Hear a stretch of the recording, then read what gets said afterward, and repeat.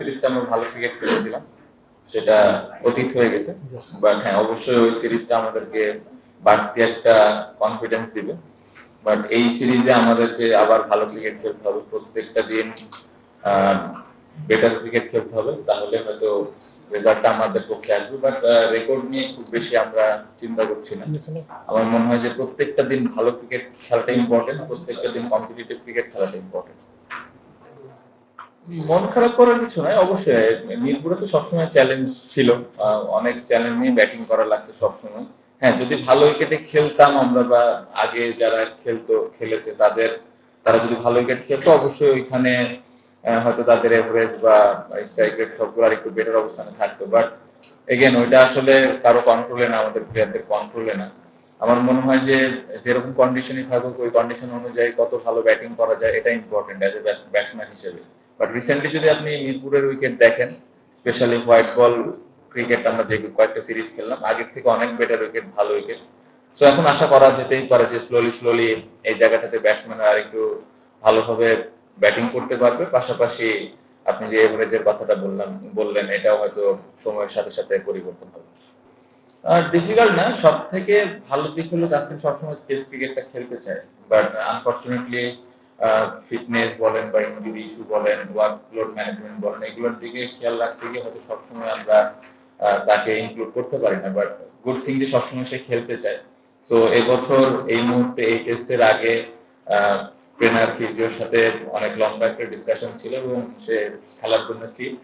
তো এই কারণে ইনক্লুড হয়েছে, কারণ তাসকিন অলওয়েজ, আপনি যেটা বললেন যে লাস্ট সিরিজে খুব ভালো পারফর্ম করেছে। তো তাসকিন যখনই টিমে থাকে, ক্যাপ্টেনের জন্য সহজ হয়ে যায়, টিমের জন্য অনেক বাড়তি একটা এফোর্ট পাই আমরা সবসময় তার কাছ থেকে। সো ওই আশা করেই তাসকিন আবার আসছে, এবং আমি আশা করবো যে এই সিরিজটাও ভালো করবে।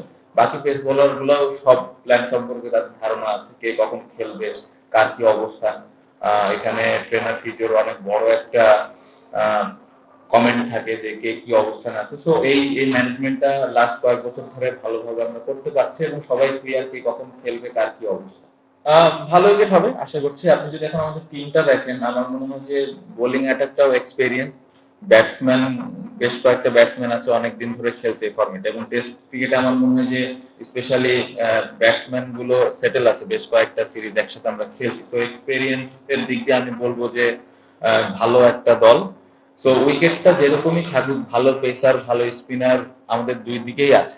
সো আমার মনে হয় যে প্রপার স্পোর্টিং উইকেট থাকলে আমাদের টিমের জন্য ভালো। বাট এগেন কালকে কি হবে বা এই নেক্সট 5 দিনে কি হবে, উইকেটটা এটা আসলে ওয়েদারের উপর অনেক কিছু ডিপেন্ড করে। তো ওই অনুযায়ী ওই অ্যাডজাস্টমেন্ট গুলো আমাদের করতে হবে, এবং আমি মনে করি যে যেই ব্যাটসম্যান এবং বোলার গুলো আমার টিমে আছে, তারা ক্যাপাবল টু অ্যাডজাস্ট ওই সিচুয়েশন গুলো। না, আমার তানজিদ তামিমকে নিয়ে অনেক লম্বা সময় ধরেই আমরা আলাপ করছিলাম। যদিও নতুন সিলেক্টর এসে খুব ভালো একটা ডিসিশন নিয়েছে আমি মনে করি।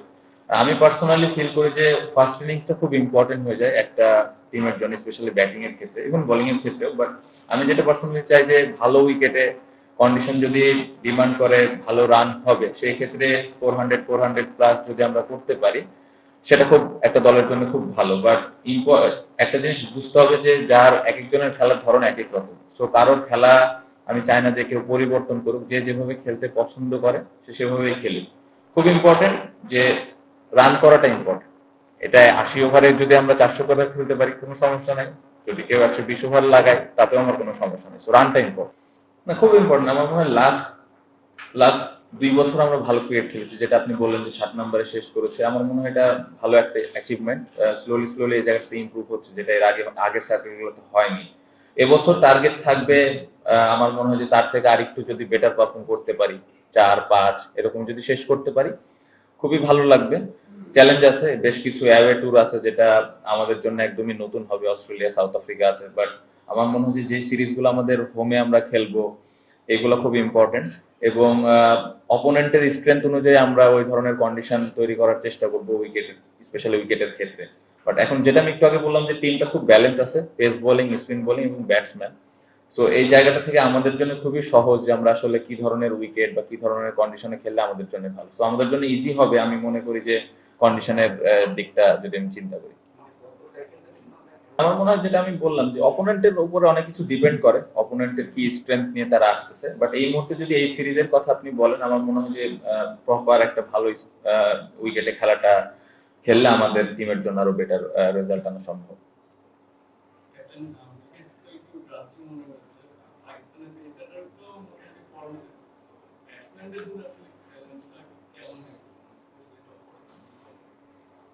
না, লাল বলের খেলায় টপ অর্ডারতে সবসময় চ্যালেঞ্জ থাকে। আম, কারণ বল একটু সুইং করে, সিম করে, সো এই চ্যালেঞ্জটা থাকবে। এবং যারা ওপেনার তারা এটার জন্য প্রিপারেশন নিচ্ছে ঠিক মতো, স্পেশালি লাস্ট কয়েক মাস ধরে স্যারের আন্ডারে প্র্যাকটিস গুলো হচ্ছিল যারা সাদা বলের ফরম্যাটে ছিল না। সো প্রিপারেশনের দিক দিয়ে আমি বলবো যে তারা ওই জায়গাটা ভালোভাবে প্রিপারেশন নিয়েছে, এবং আমি খুবই বিশ্বাস করি যে তারা তাদের বেস্ট ক্রিকেটটাই খেলতে পারবে। পেস বোলাররা অবশ্যই এক্সট্রা কাজ হিসেবে আমাকে হেল্প করবে, কারণ ওরা স্কিল ওয়াইজ অনেক ইমপ্রুভ করেছে, যে কোনো কন্ডিশনে এখন ভালো বল করছে যদি আপনি হোয়াইট বল স্পেশালি দেখেন। সো সবাই ভালো শেপে আছে। আমি অ্যাজ এ ক্যাপ্টেন হিসেবে চাইবো যে হোমেও ম্যাচগুলো আমরা জিতি এবছর, এই লাস্ট এই 2 বছরের যে সার্কেল আছে। এবং আমি যেটা পার্সোনালি অ্যাজ এ ব্যাটসম্যান হিসেবে আমি ব্যক্তিগতভাবে যেটা চাই দলের কাছে, যে ফার্স্ট ইনিংসটা আমরা যেন ভালো ক্রিকেট খেলি সবসময়। তো এই চ্যালেঞ্জটা যদি আমরা ঠিকভাবে নিতে পারি, আমার মনে হয় যে এই সার্কেলটা আরো ভালো যাবে। তাহলে যখন ব্যাটসম্যানরা নর্মালি আলাপ করি ড্রেসিং রুমে, বা আমরা যখন প্র্যাকটিস করি বা প্রিপারেশন ফেজে থাকি, তখন কিন্তু সবসময় আমরা কথা বলি কিভাবে আমরা 100, 150, 200 এরকম বড় রান করতে পারি ইন্ডিভিজুয়ালি। সেই রানটাই আসলে টিমের আসলে হেল্প করে। তো প্রত্যেকটা ব্যাটসম্যানের গোলই ওরকম থাকে যে টিমের জন্য কিভাবে বড় রান করতে পারে, তো ওইটাই আছে। এবং ওই মোটিভটা নিয়েই সবাই ব্যাটিং করে।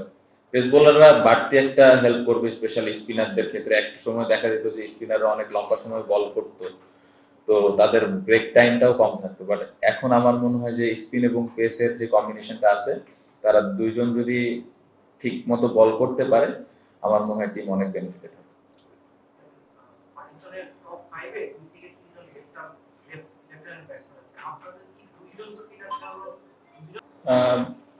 পেস বোলিং ডিপার্টমেন্টে আমি বলবো যে দুই দলেরই ভালো pace attack.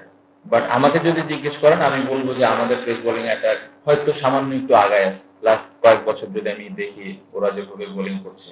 But Pakistan always, আমরা যখন পাকিস্তান টিম নিয়ে কথা বলি সবসময় ওদের পেস বোলিং নিয়ে কথা বলি, এটা নিয়ে কোনো ডাউট নেই। তারা খুবই ভালো দল এবং খুব ভালো pace bowling side. But last কয়েক বছর আমরা যেভাবে পেস বোলারে বল করছি, আমার মনে হয় এটা তাদেরকে ক্রেডিট দিতেই হবে। এটা তো আপনারা আসলে বলতে পারবেন, আমি অ্যাজ এ ক্যাপ্টেন হিসেবে আমার দল নিয়ে বলাটা ডিফিকাল্ট। আপনারা আরো ভালো বলতে পারবেন যে কোন দলটা বেটার অবস্থানে আছে।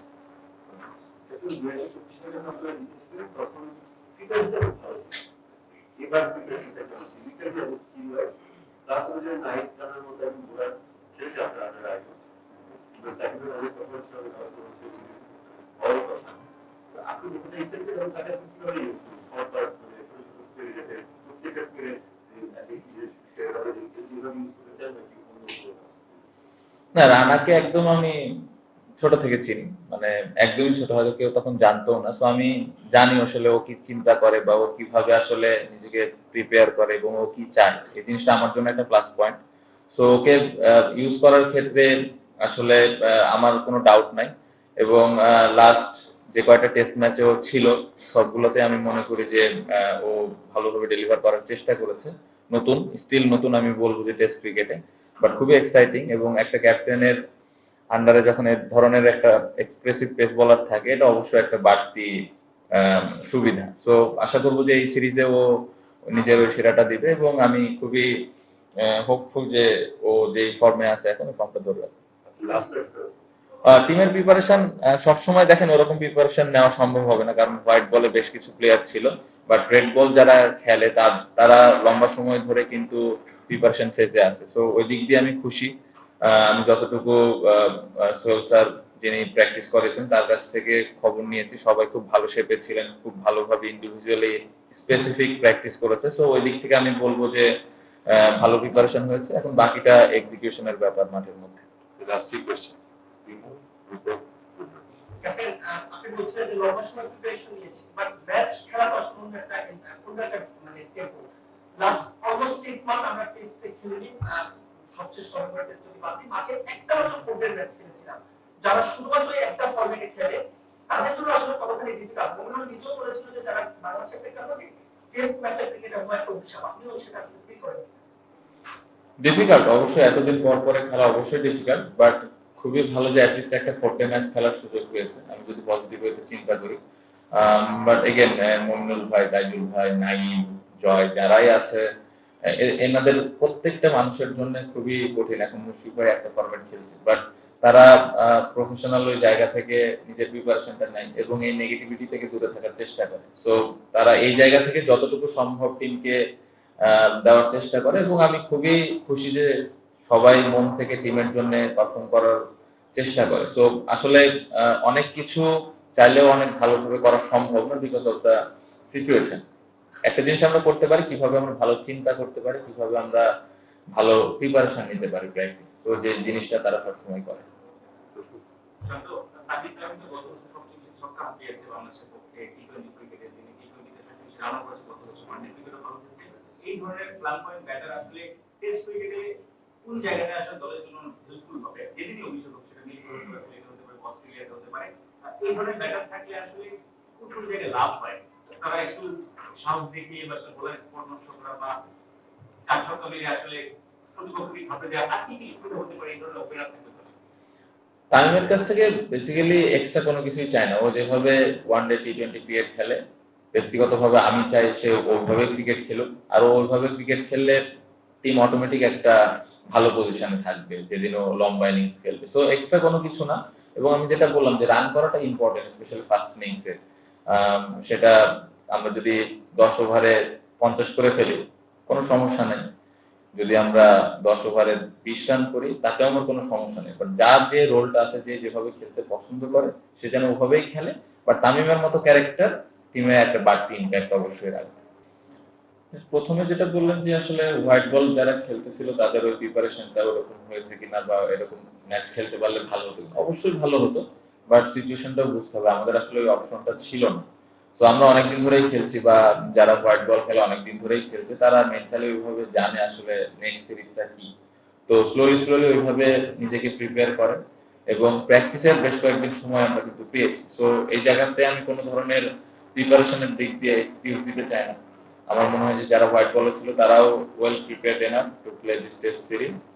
আর যেটা বললেন যে হোয়াইট ওয়াশ করার প্ল্যান, এরকম কোনো ব্যক্তিগতভাবে আমি চিন্তা কখনোই করি না। 10 দিনের খেলা, 5 দিন করে এই 10টা দিন কিভাবে আমরা বেটার ক্রিকেট খেলতে পারি, ওদের থেকে কম্পিটিটিভ ক্রিকেট খেলতে পারি, এটাতে আমি বেশি চিন্তা করি। প্রসেসটা খুব important rather than thinking about outcome.